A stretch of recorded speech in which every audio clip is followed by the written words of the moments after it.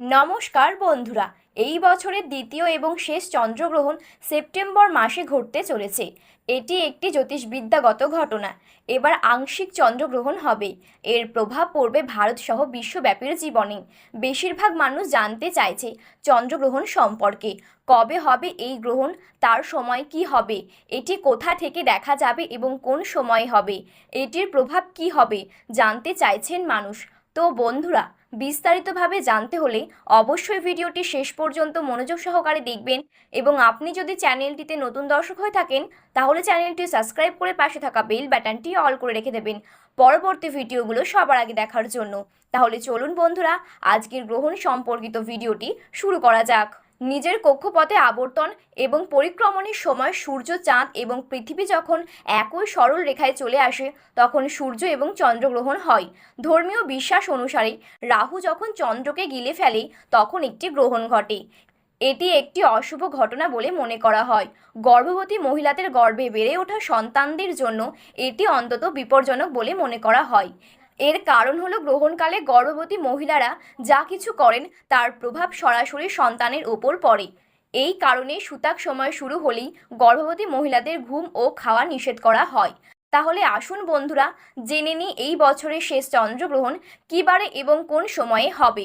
এই বছরের দ্বিতীয় এবং শেষ চন্দ্রগ্রহণ 18 সেপ্টেম্বর বুধবারে হবে। এটি একটি প্রেনেম্বাল গ্রহণ যা ভাদ্রপদ মাসের পূর্ণিমা তিথিতে ঘটবে। 18 সেপ্টেম্বর সন্ধ্যা 6:11 চন্দ্রগ্রহণ শুরু হবে এবং এটি চলবে রাত 10:17 পর্যন্ত, অর্থাৎ প্রায় 4 ঘন্টা। তবে বিভিন্ন দেশে এর সময় পরিবর্তিত হবে। ভারতে কি দেখা যাবে চন্দ্রগ্রহণ, এবার আমরা তা জেনে নেব। বিশ্বের কোথাও এই গ্রহণ দৃশ্যমান হবে 17 সেপ্টেম্বর, আবার কোনো কোনো অংশে দেখা যাবে 18 সেপ্টেম্বর। উত্তর আমেরিকা, দক্ষিণ আমেরিকা, ইউরোপ, আফ্রিকা এবং এশিয়ার কিছু অংশ থেকে দেখা যাবে এই গ্রহণ। এটি একটি প্রেনেম্বাল চন্দ্রগ্রহণ হবে যা ভারত থেকে দেখা যাবে না, তবে এটি আর্কটিক, ইউরোপ, উত্তর দক্ষিণ আমেরিকা, আফ্রিকা, আটলান্টিক মহাসাগর, আর্জেন্টিকা এবং ভারত মহাসাগর থেকে দেখা যাবে। যদিও ধর্মীয় এবং গ্রহের দৃষ্টিকোণ থেকে দেখা যায়, তবে এটি সমস্ত রাশিচক্র এবং নক্ষত্রকে প্রভাবিত করবে। তো বন্ধুরা, এবার আমরা জেনে নেব সূতক সময় কখন থেকে শুরু হবে। সূতক কাল চন্দ্রগ্রহণ শুরু হওয়ার প্রায় 9 ঘন্টা আগেই ঘটে। একইভাবে সূতক সময় বসানো হবে 17 সেপ্টেম্বর রাতে। এই সময় মন্দিরের দরজা বন্ধ থাকে। ধর্মীয় বিশ্বাস অনুসারে সূতক সময়ে কোনো শুভ কাজ করা উচিত নয়।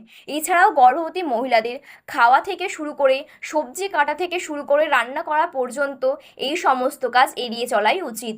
তবে যেসব স্থানে চন্দ্রগ্রহণ দেখা যাবে সেখানে সূতক কালের প্রভাব থাকতে পারে। ভারতে চন্দ্রগ্রহণ দেখা যাবে না, এমন পরিস্থিতিতে এর কোনো প্রভাব পড়বে না। তো বন্ধুরা, এই ছিল আজকের চন্দ্রগ্রহণ সম্পর্কিত আপডেট। ভিডিওটি ভালো লাগলে একটি লাইক করবেন এবং আপনি যদি চ্যানেলটিতে নতুন দর্শক হয়ে থাকেন তাহলে চ্যানেলটি সাবস্ক্রাইব করে পাশে থাকা বেল বাটনটি অল করে রেখে দেবেন।